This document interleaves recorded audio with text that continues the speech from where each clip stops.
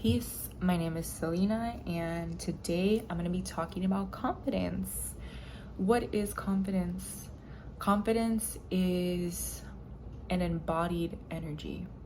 It is the energy that allows us to know ourselves, to believe in ourselves, to show up as our true self, mentally, physically, and spiritually, unapologetically, without the fear of judgment or shame or I'm not good enough because if I be myself, people won't accept me. Confidence allows you to believe in yourself. It allows you to be free in your expression. It allows you to make commitments to yourself and follow through. Confidence is really the energy of greatness. And confidence is a day-to-day practice. It's not just like, I'm confident and then you become confident. No, it's really a process. It's a process of deprogramming your mind from all the things that made you insecure. And for a lot of us, it's actually accepting the fact that we are insecure. That's how you truly become confident. That's how you begin your process of actually stepping into your divinity, is by first acknowledging and owning your insecurities. Because insecurities are not just physical, they're not just conscious. They can be subconscious, they can be very minute, they can be sneaky, and we can even trick ourselves in like so many different ways, especially when it comes to our self-perception. And for me, in my process of really liberating myself and beginning the journey of unconditionally loving myself, I really had to see myself. And it was not for anyone else to really point out and tell me. Like, I had to actually decode, I had to actually dissect, reflect, see the patterns, see and observe my thoughts, and actually begin to take note of the patterns, take note of the uncomfortable feelings, take note of the blockages. And then from there, I got clear on what it is I need to work on. And the thing about the journey of becoming confident is that it really is mental. It's perception. How you perceive yourself either makes you confident or insecure. And the thing about being confident or insecure, these are not really things that we can say that we are. It's literally just an energy that you embody. Because a lot of us can say like, oh, I'm insecure, but then you actually have a very like accepting energy and you're very comfortable in yourself, where it's like you're actually not insecure. But then there's people that are like, I'm so confident, but then like do all these things to prove that they're confident, which shows that they're not truly confident.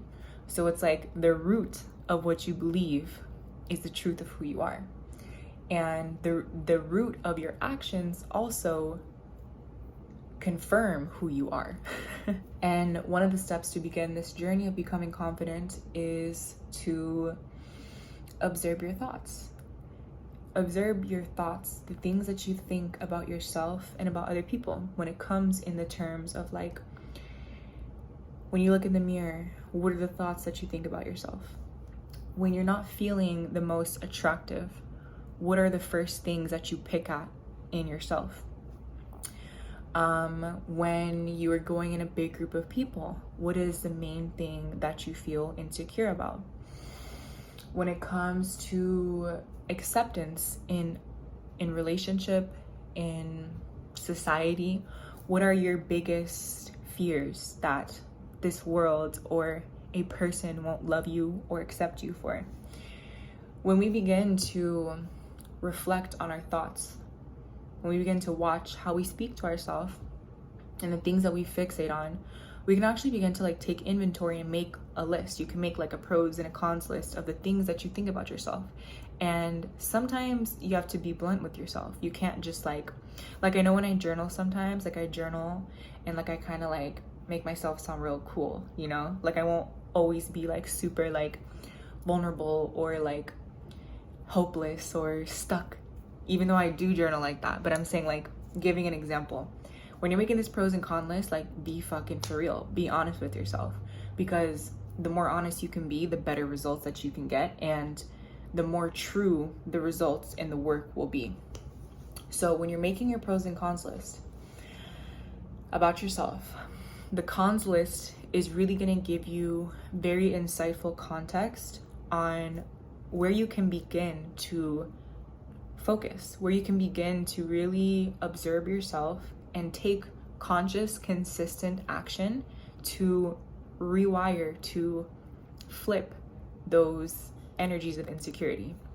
And the thing with insecurities is that this is what I've learned in my life. Our insecurities can be mental, physical, or spiritual.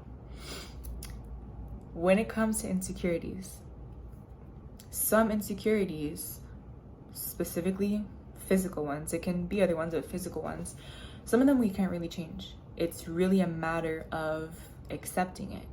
That acceptance is what then brings you confidence. It brings you more opportunity. It brings you deeper love when you actually accept things that you're once insecure about.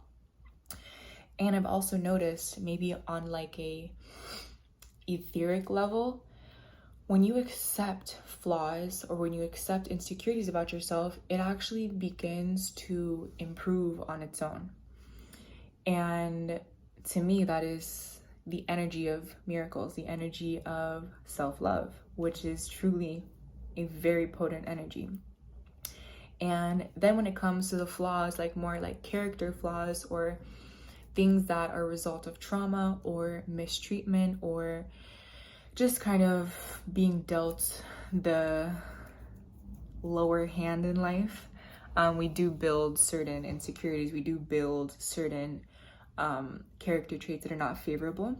Those we can work on. Those we can actually do conscious work in order to rewire our beliefs about ourselves and about this world, which literally just takes repetition and consistency and a lot of empathy and compassion as well. So when we actually begin to observe our thoughts, we want to really sit in a third person perspective, because when we're too much in ourselves, we get too caught in the feelings and the emotions that created our negative traits, which then block us from even wanting to get to the root of it or to really feel it and really observe it. So do your best to detach from the emotions and become an observer. Become like a scientist, almost like you're doing an experiment. And when certain negative thoughts come up, you have to really sit with it and breathe. And you have to almost feel it in your body. Like, where in my body do I feel this insecurity or this thought coming from? Then you go another layer deeper. Where in my past or in my childhood did I also feel this same insecurity? Then you can think about like what person or situation like brought forth this insecurity or made me even think that this was something to be insecure about. And the deeper that you go, the more you have to remind yourself that, wow, this insecurity, which is just a thought that I chose to adopt and bring inside of me, consciously or unconsciously, was not my original thought.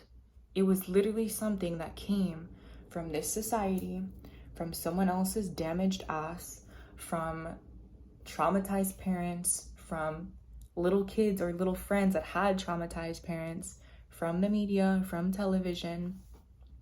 That's where a lot of our insecurities come from. So once you realize that, like, wow, this is not even me. These insecurities are not even me. I have nothing to truly be insecure about. These are just thoughts that make me feel insecure. Then you start to let go. You start to loosen the grasp on that insecurity. And with consistent, like, positive thinking and like rewiring the energy around that thought, like for instance, like if I'm insecure about my weight, if every time I look in the mirror I'm like, oh, this fat bitch, like about myself, I have to begin to like catch myself and refrain from saying that and replace it, or don't say anything at all. So if I were to look in the mirror and like feel inclined to call myself fat because I don't like how I look, if I'm actually trying to rewire my perception of myself, I would literally just have to look in the mirror and be like, you look beautiful, and keep it pushing. Like, don't even set yourself up to be in situations where you're going to overanalyze or go into a spiral that then reignites that insecurity. It's really like, there's two plants that you have. You have your plant that is building your self-love, your unconditional self-love and your confidence. And then you have your like negative self-talk, inner critic, monkey mind plant. Which plant do you want to water? Which plant would you like to grow strong and tall with deep, unshakable roots, to bring forth delicious, abundant fruit? Which one? You know, you pick. You have to truly pick. The beauty about life is that once we commit, once we really make a conscious choice and we say, I really want that, I'm going to do what's necessary to take care of that plant, or to become that, or to do that, or to let go of this. Once we truly commit and we say, God, higher self, I'm ready to do this. I'm ready to do what's necessary. I'm ready to do the work that's necessary, to do what comes with this process, with this journey. The universe begins to conspire in your favor. You begin to be supported in this process, and situations will begin to come up as tests, and it's up to you on if you want to pass or not. That's the importance of slowing down and analyzing your thoughts, self-reflecting and self-observing as you're perceiving the world, as you're perceiving yourself, and really checking in and seeing, where are these thoughts coming from? Are these my traumatic childhood thoughts? Are these the insecure projections of society that I'm thinking? Are these the negative judgments of my mother that I picked up on that I'm thinking? Or is this coming from my spirit? Is this coming from my heart? Is this coming from the beauty of earth? And coming back to the analogy of the plants, you have to pick which one you want to water. In this process, of course, you're going to be at times watering your negative self-talk, because it's inevitable, and we have to be okay with that. You're never always going to be in your highest light, in your highest confidence. Like, negative self-talk is very normal. It happens to everybody. It happens to even the most confident, abundant, successful people. But it's, which one do you water more? Which one are you actually focused on nurturing and nourishing and making very strong? When you choose your self-confidence, when you choose to water your plant of unconditional love and being unapologetically yourself, that plant will take you on the most beautiful journey of reprogramming your mind. And you really begin to realize, like, so much of what you believe about this world and yourself was never your true thoughts. And then you get the choice to reprogram yourself, to retell stories, create new stories, new narratives about how you want to perceive yourself, how you want to perceive the world, how you want to perceive your past, your present, who you want to become in the future. It gives you a new chance to rewrite your perception, which then reprograms your mind, which then changes your experience of life. And with confidence, the way that you can gauge if you're confident is, what do you tell yourself in your mind, in your mental? What do you believe about yourself? No matter how you look, no matter what's going on in life, no matter what is given to you, what is the overall thing or energy that you consistently tell yourself, that you tell yourself the most? For me, I used to be deeply insecure, like from a young age, like a lot of self-hate, a lot of self-judgment, very self-conscious, and I would just tell myself horrible things. And then the older I got, I realized, like, whoa, why would I talk to myself like that? Like, okay, realizing society as a whole. Our society profits off our insecurity. Our society profits off separation. It profits off us needing things outside of ourselves in order to feel okay, in order to feel secure or in order to feel accepted or loved. Like, our society is marketed, created to do that, to make money off our insecurities, off our scarcity and sense of lack. Also, most of us grew up with the media. We grew up with television, TV, magazines. We grew up with parents that were not conscious enough to instill powerful mental foundation about how you speak to yourself, about self-love, about self-acceptance. So we literally were all kind of just growing up like floating around, pulling from things and thinking like, oh, I need to be skinny, white, and beautiful with European, what is it called? European facial things, you know, like nose, bone structure, in order to be beautiful and in order to be accepted. And then you get to a point in your life where you're like, what team am I playing for? Why am I still playing into these beliefs that are so just rooted in just like evil and ugly? Once you start to kind of like change who you play for and rewire your brain, so many things begin to change, and you really begin to unapologetically step into your truth, step into your essence, step into your power, and everyone around you changes how they treat you. And I love this quote. I don't remember where it's from, but it's like, the moment you accept yourself is the moment the world accepts you as well. People truly will treat you and perceive you on a similar vibration, on a similar level in how you see and treat yourself. Most people, or some people, are tests that come into our life to kind of shake us up and see like, where are you really operating at? What do you really believe about yourself? Even when there's energies of like temptation or anger or like dense emotions, to kind of shake us to see where we stand. But as a whole, our perception of ourselves rules our life. It rules what we believe we're capable of doing. It rules our perception of what we're worthy of when it comes to love, relationships, money, living a beautiful life. Like, you can live one of the most amazing lives, like have so much money, have freedom, but still be insecure as fuck, which then blocks the true experience, the true nectar and essence of your blessings. Because to be confident is actually to be confident, to love yourself deeply, is to respect and honor God and God's creations, and to embrace the beauty and the uniqueness of you and of your life. That's what confidence is. And I'm a big fan of like unconditional confidence. I'm not just confident when I'm skinny and like my skin is clear, even though it's easier to be confident then.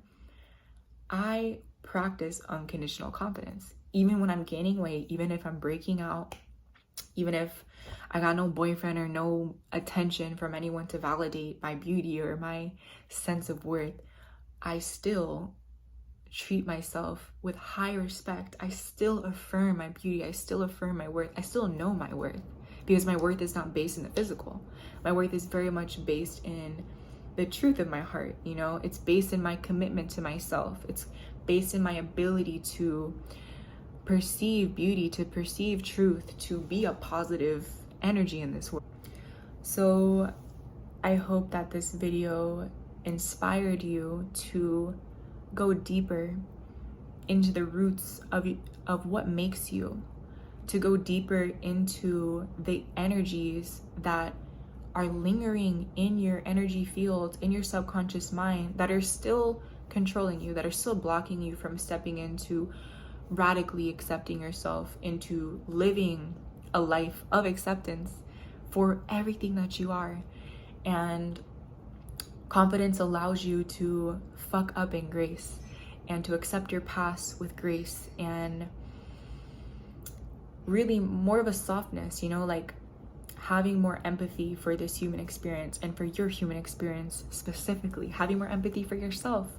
And I really hope that in your process of rewiring and stepping into your true self, that you do it with very clear, very strong intention, and you become a person of your word and really begin to observe your thoughts and replace the draining negative ones with very uplifting and empowering ones. And I hope that the rest of this week, or whatever day it is, brings you opportunity to bring higher levels of consciousness into your life, and to give you opportunity to shift to one of true righteousness and genuine beauty. Thank you for watching. Much love, many blessings.